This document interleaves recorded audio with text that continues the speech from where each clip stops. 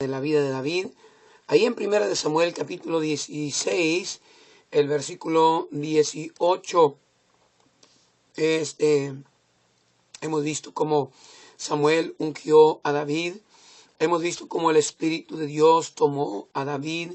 Ayer hablábamos de cómo el Espíritu de Dios necesita tomarnos a nosotros, ¿verdad? Y cómo necesitamos estar rendidos al Espíritu Santo para que Él haga con nosotros grandes cosas, ¿verdad?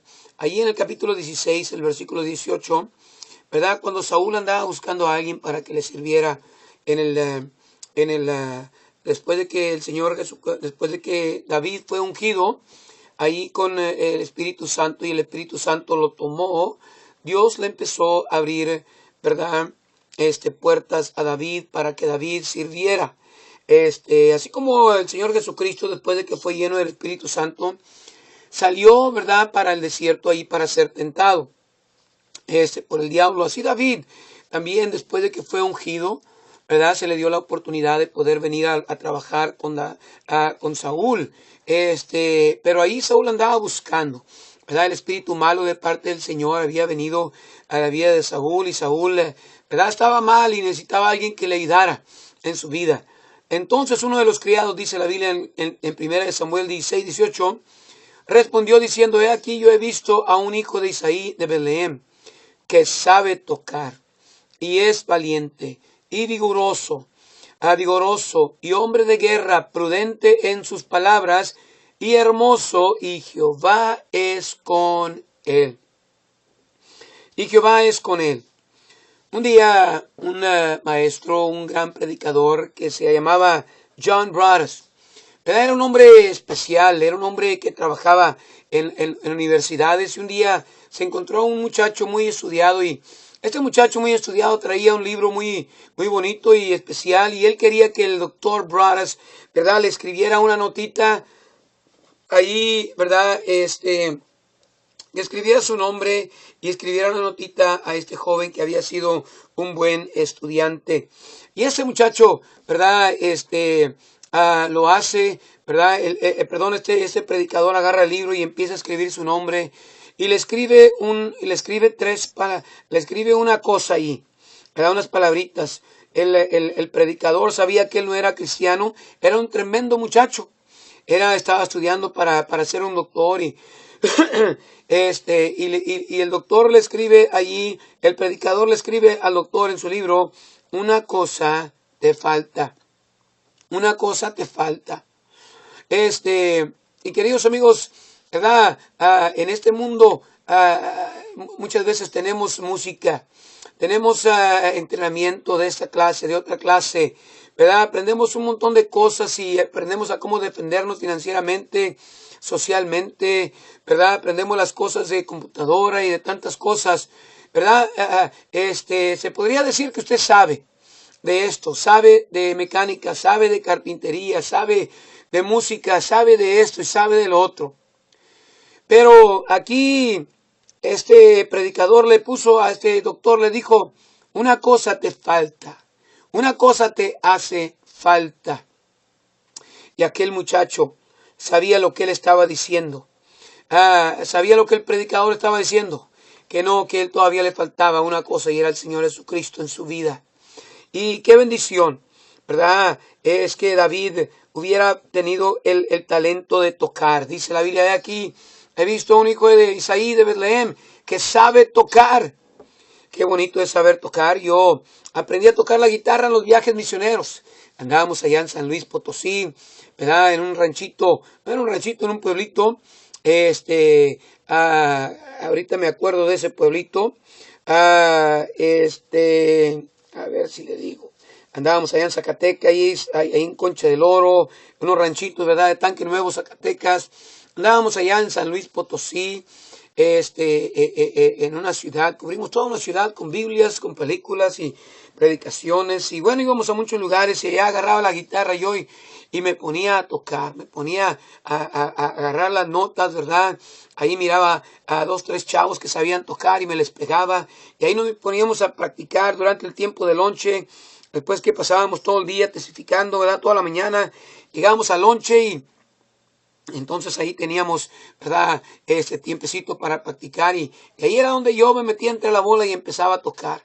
Y qué bonito es poder tocar en la iglesia, qué bonito es poder, ¿verdad? Tocar.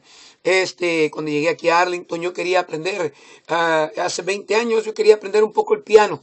Agarré una maestra acá en Oak Cliff y me puse a aprender las notas del piano, las teclas del piano y empecé a agarrar un poquito acerca de lo del piano y saber tocar es algo especial.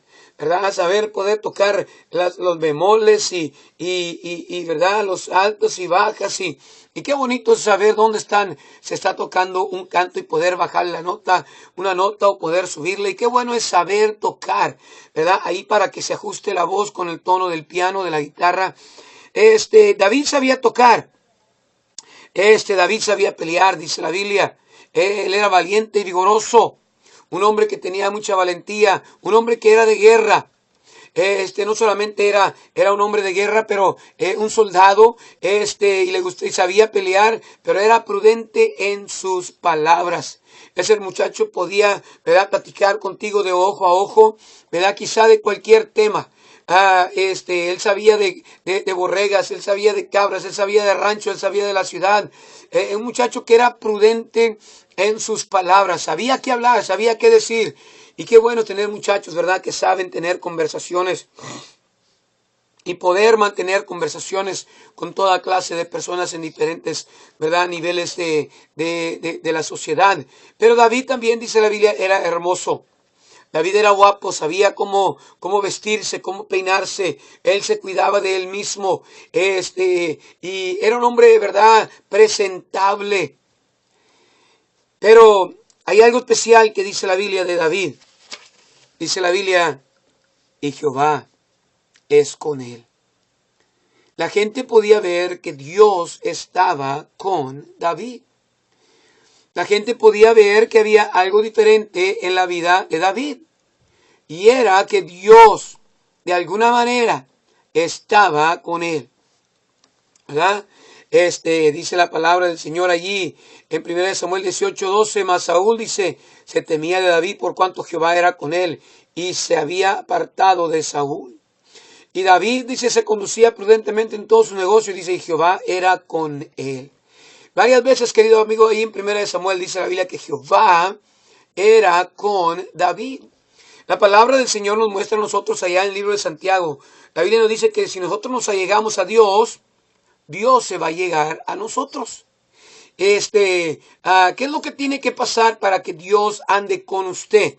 Usted tiene que tomar el primer paso en buscar a Dios y darle a Dios una oportunidad en su vida. Qué bueno es ver la vida de una persona, ¿verdad?, que lleva la presencia de Dios con él al trabajo, a la escuela, a la iglesia, y verdad, y no trae un espíritu de depresión como el de Saúl, no trae un espíritu de temor como el de Saúl. Cuando el Espíritu de Dios se apartó de Saúl, querido amigo, ese hombre era un desastre. Era un hombre temeroso, era un hombre bajo depresión, era un hombre cobarde, era un hombre que, ¿verdad?, era atemorizado y andaba todo nervioso. Pero cuando el Espíritu de Dios vino sobre David, David se hizo un hombre valoroso, hombre de guerra, hombre que sabía cómo comportarse. Y lo que yo y usted necesitamos hoy en día, querido amigo, es la presencia de Dios en nuestra vida. Muchas veces podemos saber cómo predicar un mensaje con homilética y hermenéutica y todas las éticas, ¿verdad? Pero si la presencia de Dios no está con nosotros, vamos a fracasar. La carne, dice la Biblia, mata, pero el Espíritu vivifica. Si la gente viene a la iglesia a escucharle a usted una vez y ya no regresan, muchas veces es porque, ¿verdad?, a veces usted no tiene la presencia de Dios en su vida. Y es lo que necesitamos, la presencia de Dios en nuestras iglesias y en nuestras vidas todos los días. Si David pudiera haber tocado, él pudiera haber sido un buen hombre valiente, él pudiera haber hecho un montón de cosas, pero si Dios no hubiera estado con él, querido amigo, quizás las cosas que hizo David no hubieran sucedido en su vida. Tantas victorias que Dios le dio en su vida en contra de los filisteos vez tras vez, los amalecitas, ¿verdad?, en contra del gigante, en contra de un montón de guerras. Pero ¿qué es lo que de veras necesitamos? Un día el doctor Brothers recibió una carta del doctor y le dijo, dice, ahora ya tengo la cosa que necesito, ahora ya tengo a Cristo. Y quizá usted, querido amigo, sepa de negocios y sepa de toda clase de cosas ahí en su vida. Pero si usted no tiene a Cristo en su corazón, usted está perdido eternamente. Y aquí en la tierra usted va a ser vencido por muchos ataques del diablo y de la carne y el mundo.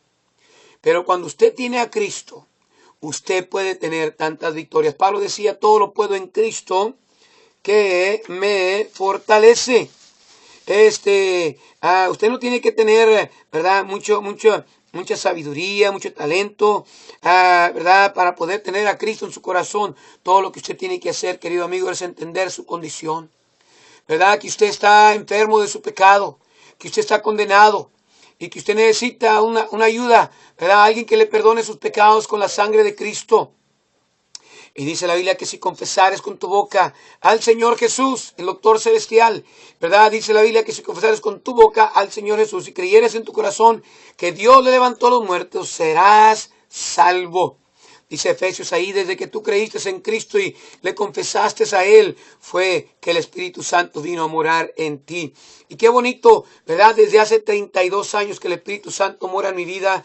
Y queridos amigos, les podría contar de victoria tras victoria, bendición tras bendición, oportunidad tras oportunidad que Dios me ha dado a mí, ¿verdad?